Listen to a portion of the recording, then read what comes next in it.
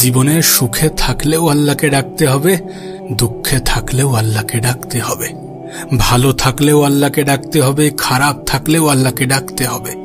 এ পৃথিবী আপনার মনের মতো ভাবে চললেও আল্লাহকে ডাকতে হবে, আপনার মনের মতো ভাবে না চললেও আল্লাহকে ডাকতে হবে। সমস্ত কিছু ইচ্ছা অনুযায়ী হলেও আল্লাহকে ডাকতে হবে, সমস্ত কিছু নিজের ইচ্ছা অনুযায়ী না হলেও আল্লাহকে ডাকতে হবে। যদি আমরা পুরস্কৃত হই তাহলে রবের শুকরিয়া আদায় করতে হবে, যদি জীবনে ভালো থাকি তাহলে রবের শুকরিয়া আদায় করতে হবে, আর যদি রবের পরীক্ষার সম্মুখীন হই তাহলে একটু ধৈর্য ধারণ করতে হবে, তাহলে রবের উপরে বিশ্বাস রাখতে হবে। হযরত আইয়ুব আলাইহিস সালামকে আল্লাহ পাক ৭০ বছর ধরে সুখে রেখেছিলেন। ৭০ বছর ধরে রব তানাকে বিভিন্ন পুরস্কারে পুরস্কৃত করেছেন, তানাকে ভালো রেখেছেন। হযরত আইয়ুব আলাইহিস সালাম সচ্ছল ছিলেন, সম্পদশালী ছিলেন, স্বাস্থ্যবান ছিলেন। আল্লাহ পাক তানাকে সুখে রেখেছিলেন এবং তিনি আল্লাহ পাকের শুকরিয়া আদায় করতেন।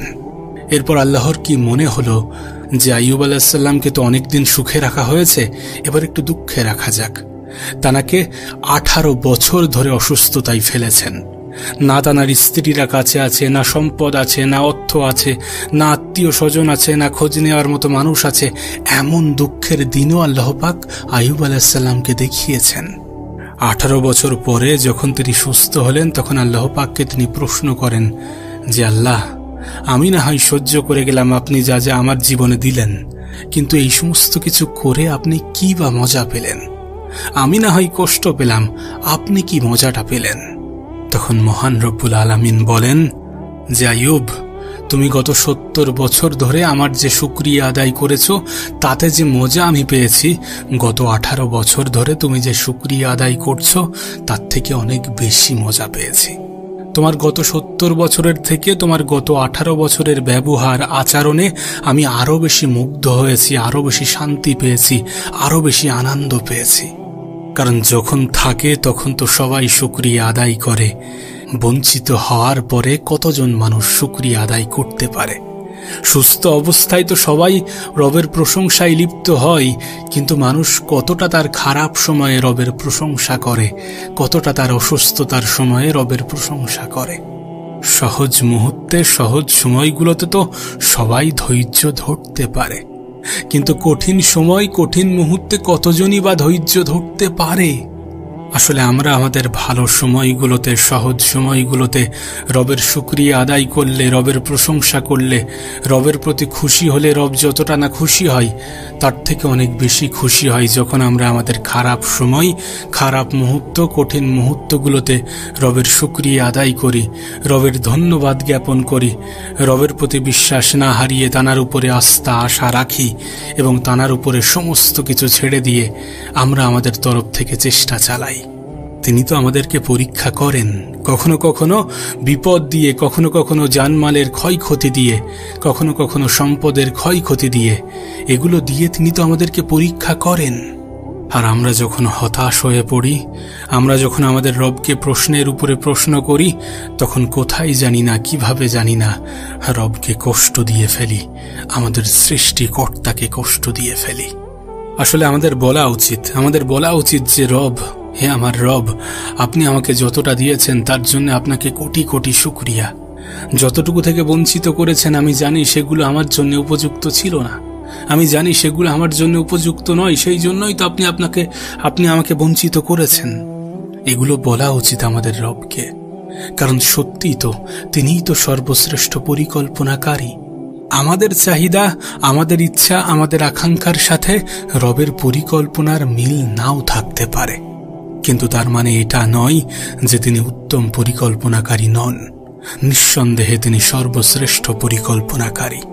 হ্যাঁ, আমরা মানুষ, আমাদের দ্বারা ভুল হতে পারে, মানুষ মাত্রই ভুল করে, প্রত্যেকটা মানুষই জীবনে ভুল করে। সেই জন্যই তো রবের কাছে ক্ষমা চাওয়ারও প্রয়োজনীয়তা আছে, সেই জন্যই তো তওবা করার প্রয়োজনীয়তা আছে, সেই জন্যই তো নিজেকে ফিরিয়ে আনার প্রয়োজনীয়তা আছে। তবে আপনাকে একটা বাস্তবতা বলবো, আল্লাহকে ডাকার মধ্যে একটা অন্যরকম সুখ আছে, একটা অন্যরকম শান্তি আছে, একটা অন্যরকম মানসিক তৃপ্তি আছে। রবের কাছে নিজেকে সমর্পণ করার মধ্যে একটা অন্যরকম মানসিক তৃপ্তি আছে। আসলে আমাদের এটা ভুলে যাওয়া উচিত নয় যে আল্লাহকে নারাজ করলেও আমাদেরকে যেতে হবে, আল্লাহকে রাজি করলেও আমাদেরকে যেতে হবে।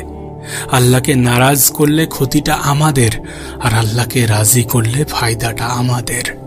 বিষয়টা তো এমন নয় যে কোনো নাফরমানের মৃত্যু হবে না।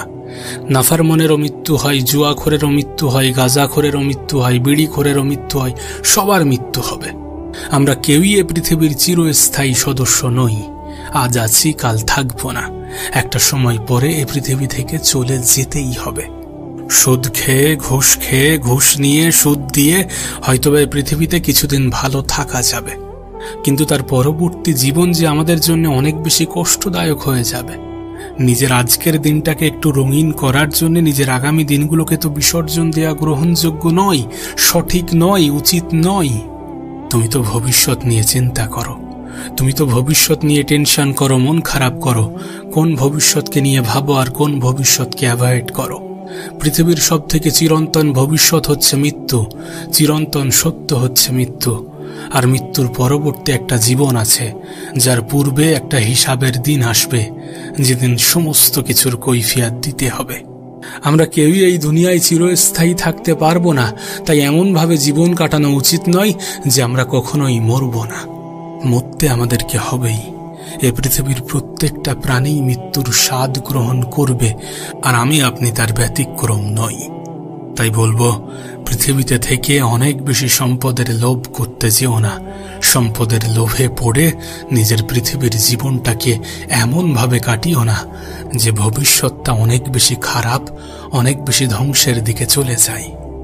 আবারও বলছি, ভালো থাকলেও আল্লাহকে ডাকতে হবে, খারাপ থাকলেও আল্লাহকে ডাকতে হবে, সুখে থাকলেও আল্লাহকে ডাকতে হবে, দুঃখে থাকলেও আল্লাহকে ডাকতে হবে, মন খারাপ হলেও আল্লাহকে ডাকতে হবে, মন ভালো থাকলেও আল্লাহকে ডাকতে হবে, কঠিন দিনেও আল্লাহকে ডাকতে হবে, সহজ সময়েও আল্লাহকে ডাকতে হবে। কারণ একমাত্র তিনিই আমাদের জীবনটাকে সুন্দর করার ক্ষমতা রাখেন, একমাত্র তিনিই আমাদের জীবনটাকে পরিবর্তন করার ক্ষমতা রাখেন। একমাত্র তিনি চাইলেই আমাদের ভাগ্যটা পরিবর্তন হওয়া সম্ভব।